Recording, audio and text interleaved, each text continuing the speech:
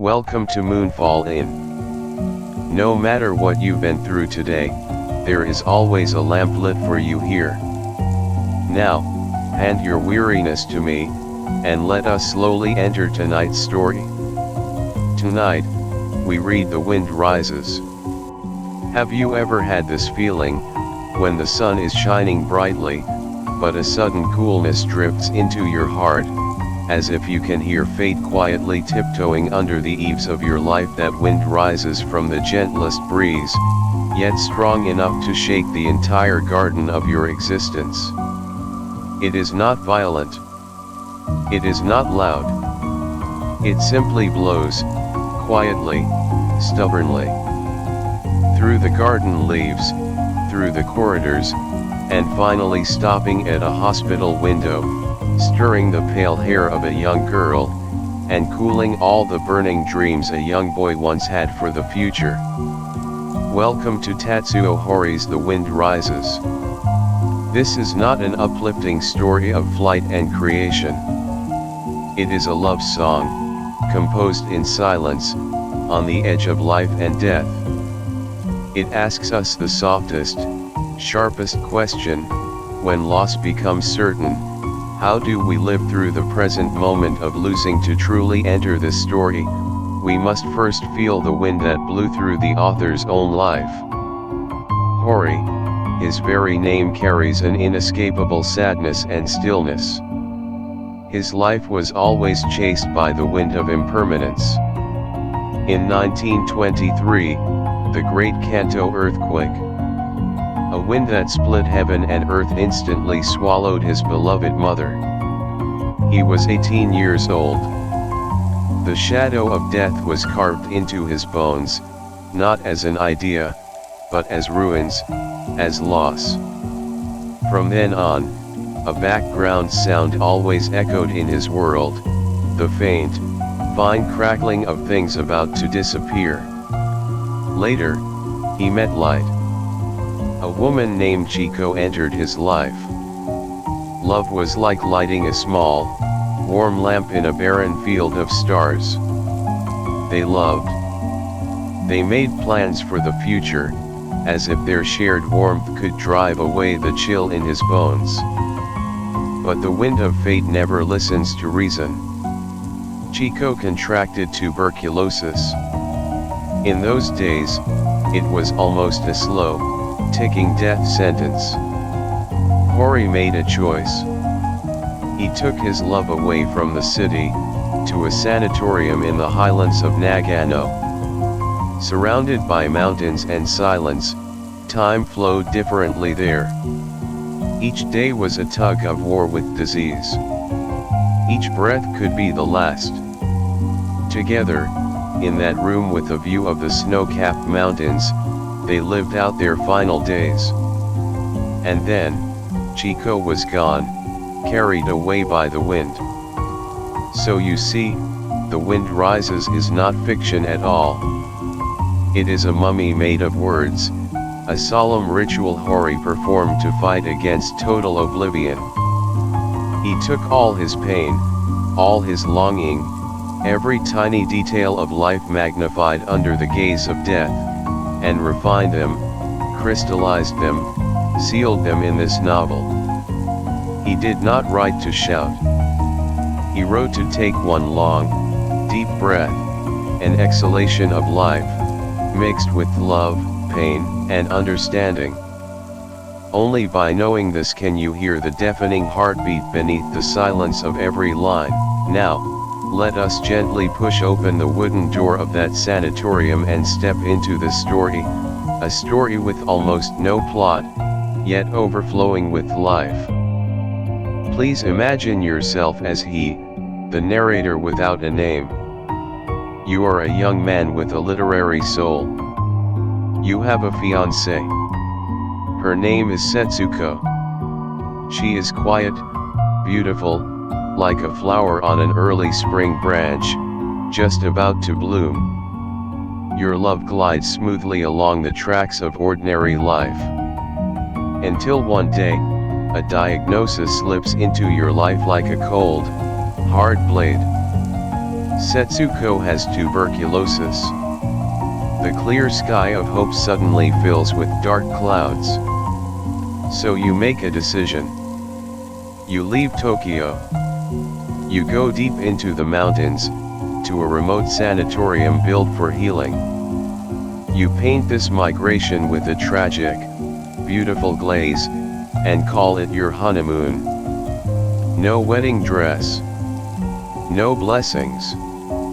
Your honeymoon suite is a hospital room filled with the smell of disinfectant. You turn a hopeless place into a paradise of being together. You turn the days of counting down into a life that is lived only once. The heart of the story unfolds in that sanatorium room, with a view of Mount Asama. Here, time is no longer an arrow moving forward. It becomes a whirlpool, circling back on itself. Each day is a copy of the one before, yet trembling with tiny, terrifying differences. Let me paint a few pictures for you. Feel their texture. Morning. Sunlight creeps in cautiously from the eastern window, like a timid visitor. First, it touches a corner of the floor. Then slowly, it moves to the white sheet covering Setsuko's thin body. You watch her sleeping quietly. You listen to her breathing, slightly faster than normal. In your heart, you count how many times she coughed last night. The nurse tiptoes in and hands you the thermometer. That tiny column of mercury becomes your daily oracle, deciding whether the day will be sunny or overcast. Afternoon. If Setsuko has a little energy, you help her to the wicker chair on the balcony. You wrap her tightly in thick blankets. You do not speak. You just look at the distant mountains. The mountain changes color with the light, pale green at dawn, deep emerald at noon, and at dusk, a solemn, heroic soft red. The wind is a constant companion, sighing as it passes through the pine forest. Sometimes, a bird's call cuts through the silence, sharp as a crack. Night. The hardest time. The sanatorium sinks into a heavy, dense darkness. From the next room comes a suppressed, heart-tearing cough, another life fighting its battle with death. The wind outside grows tighter, moaning, as if the earth itself is weeping. You lie on your simple cot, eyes open, feeling your own life being swallowed by the darkness and the wind. Then, Setsuko might call your name softly in the dark, or reach out her hand. You hold it. That slender, cool hand, it becomes your only rope connecting you to this world, your anchor against nothingness. Their conversations grow fewer and fewer. A glance. A smile, the accidental touch of fingertips, these carry more meaning than 1,000 words. In the face of certain death, all everyday chatter feels frivolous. All passionate vows feel pale. Love settles into something silent and concrete, adjusting the height of her pillow, reading a passage of French poetry she loves, wiping the cold sweat from her brow caused by weakness. When she coughs up blood, you silently clean it, then hold her trembling hand until she calms down. The conflict is not external drama. It is an inner storm. The eye of the storm is often your own heart. Suddenly, you are seized by a nameless irritation.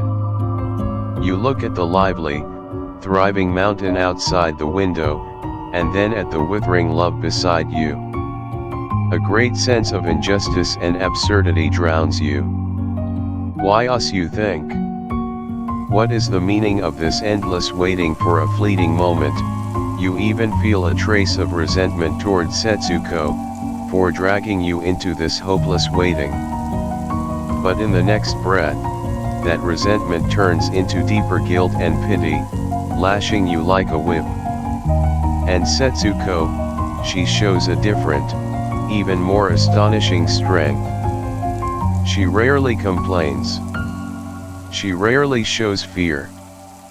She tries hard to eat, even when she has no appetite.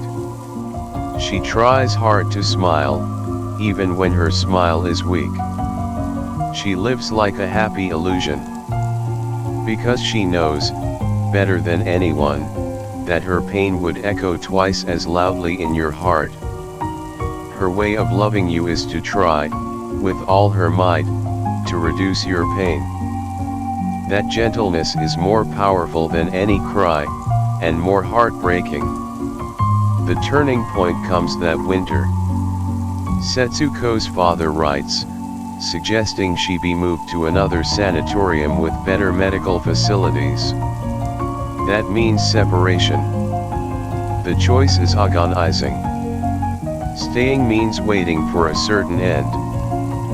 Sending her away feels like pulling back the curtain of farewell with your own hands. In the end, the faint, slim hope of something better outweighs the longing to be together every day and night. You send her away.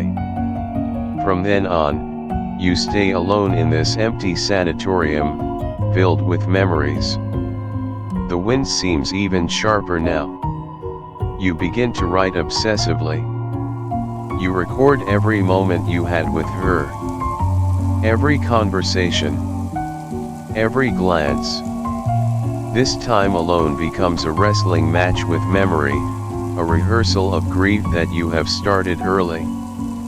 You are like an archaeologist, digging desperately for details of the past, trying to piece together a Setsuko who will never disappear. And it is in this absolute solitude that you suddenly realize, she never really left this room. She has become a speck of dust in the air. A warm color in the light. The very rhythm of your breathing. She has moved into your life. She has become the filter through which you see the world. A part of the fabric of your soul. Then, the news finally comes. On an ordinary afternoon. A telegram. A few short words. That is all. No scene of you at her bedside. Her leaving happened in a time and place where you were absent. You imagine the scene, but inside you feel a strange, open calm. No wailing. No collapsing sky. You just sit for a long time, looking at the same majestic mountains outside the window, listening to the same moaning wind. You remember the words from her last letter. Her final face. In that moment, you feel not an ending, but a completion. If the whole story is a quiet river, then its climax is not a waterfall. It is the deepest, darkest whirlpool, yet one that reflects the brightest starlight. For me, that climax is not when Setsuko dies. It comes after her death, in a kind of visitation. Or rather, in the depths of his longing and imagination, a confession from Setsuko's soul.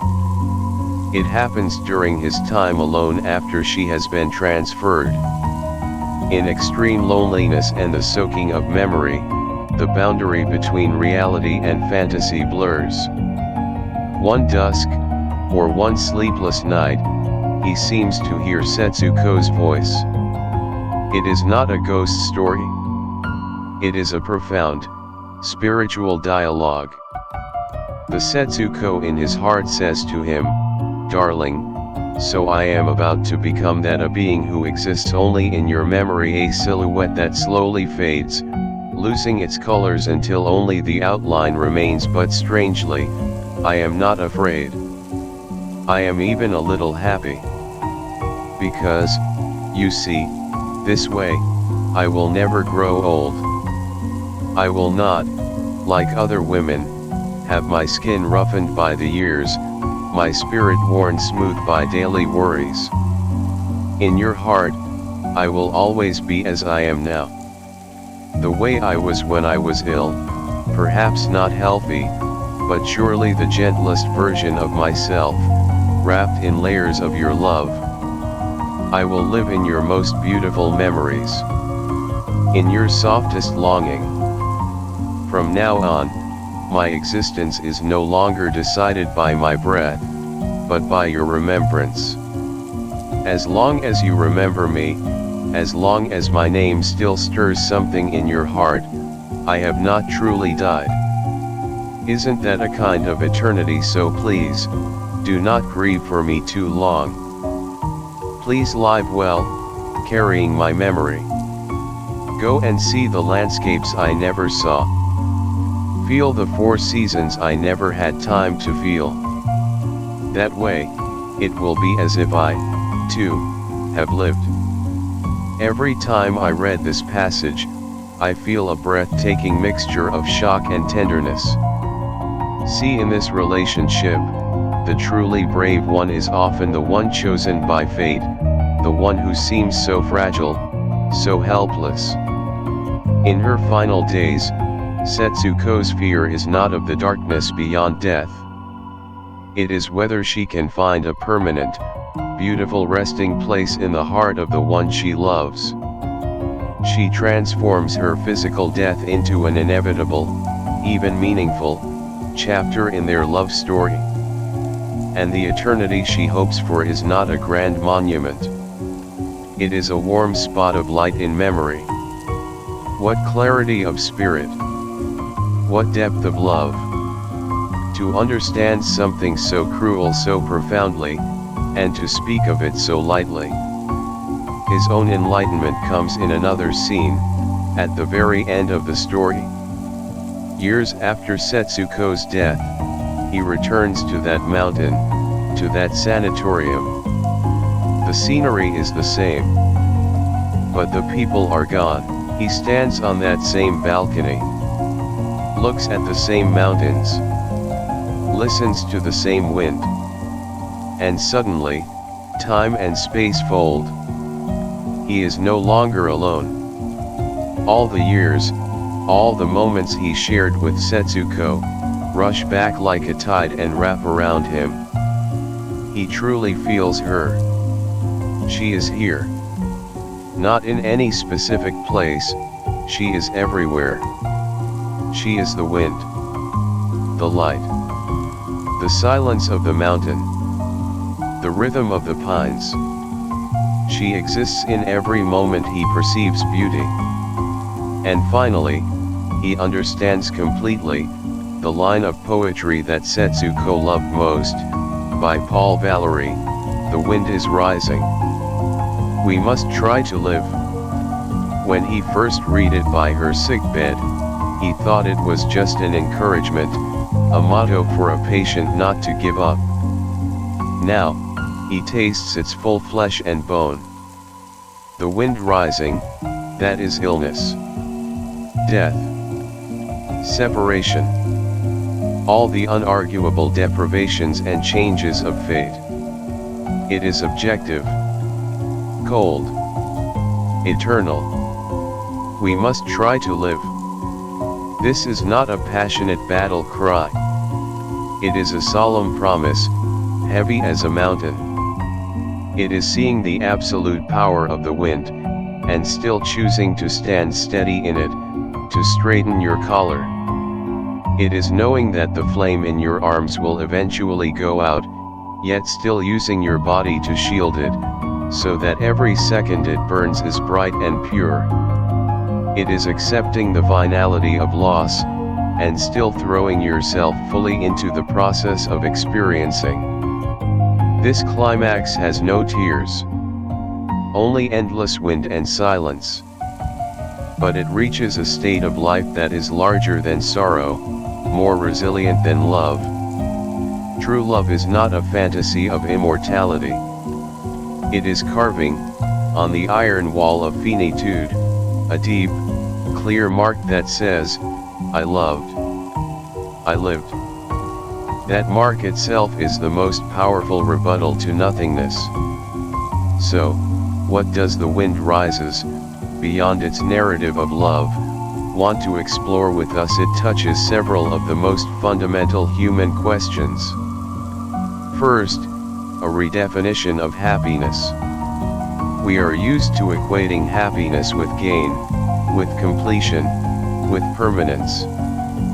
But Hori, through this story, tells us that happiness can exist in the shadow of a countdown. It can be a kind of intensity, living toward death.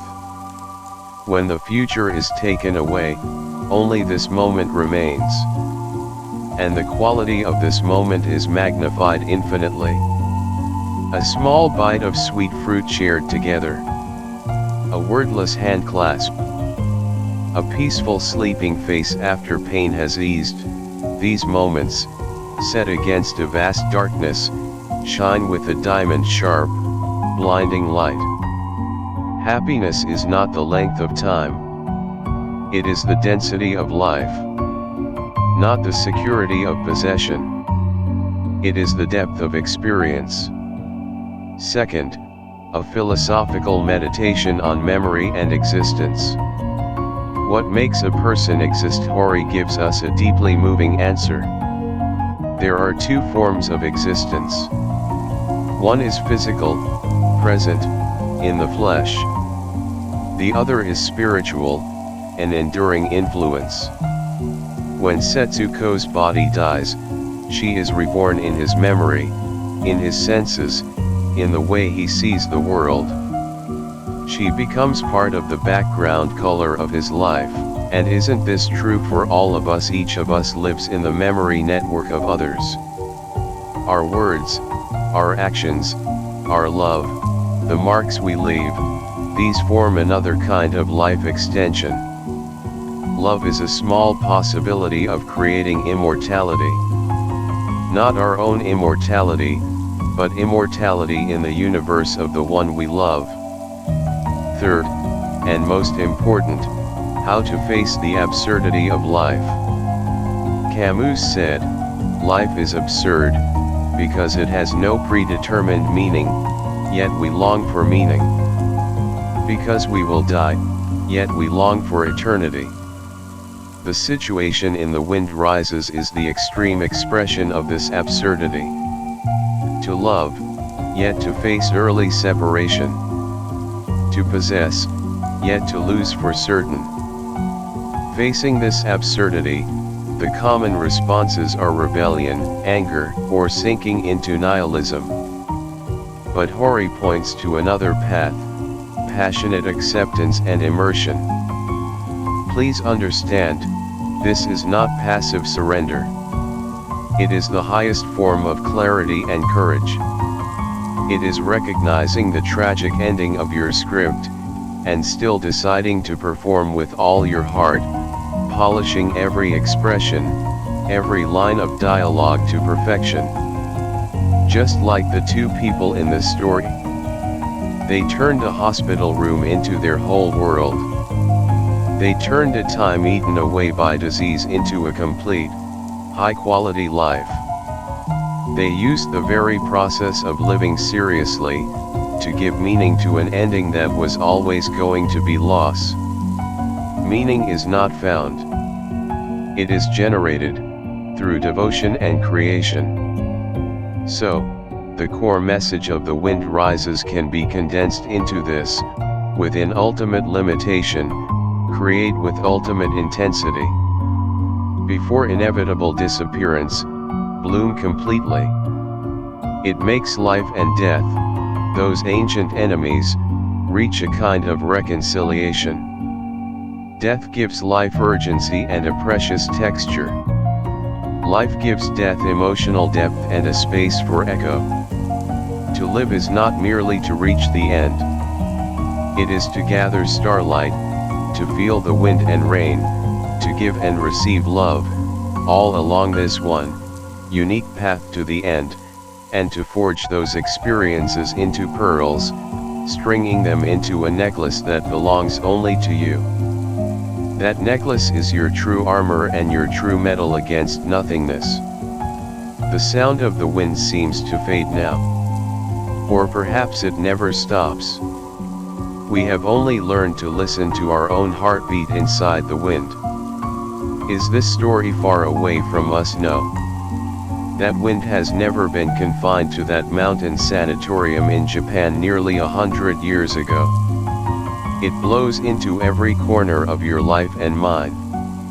It might be a troubling number on a medical report, a jarring white hair on a parent's head, an accident that empties your savings, a career path that suddenly collapses, or simply, in the deep hours of the night, that boundless sense of emptiness and panic about the meaning of life. Each of us walks under our own Mount Asama. Each of us guards a precious flame that could be blown out at any moment. The greatness of this book is not that it offers a solution. It does not give you courage, it does not give you answers. It only gives you a clear, cold, yet infinitely gentle mirror. It lets you see the most fragile, and the most resilient, textures of your own life.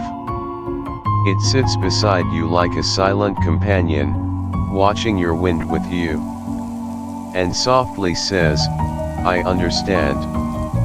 Look, someone has experienced this, loved this, lived this, and you, the story is over. Outside your window, the night may have grown deeper, or the first light of dawn may already be showing. Feel this quietness. Feel the rise and fall of your own breath. Feel the shape of the person or the thing you care about most in your heart. Finally, I want to pass on to you the question that Tatsuo Hori, through this story, handed to us. If the ending is certain, if the sand in your hand is destined to keep slipping away, will you clench your fist tightly, feeling it escape faster, grating against your skin, or will you open your palm, and use your whole body, your whole heart, to feel the clear, unique touch and temperature of each grain of sand as it slides across your skin? Good night.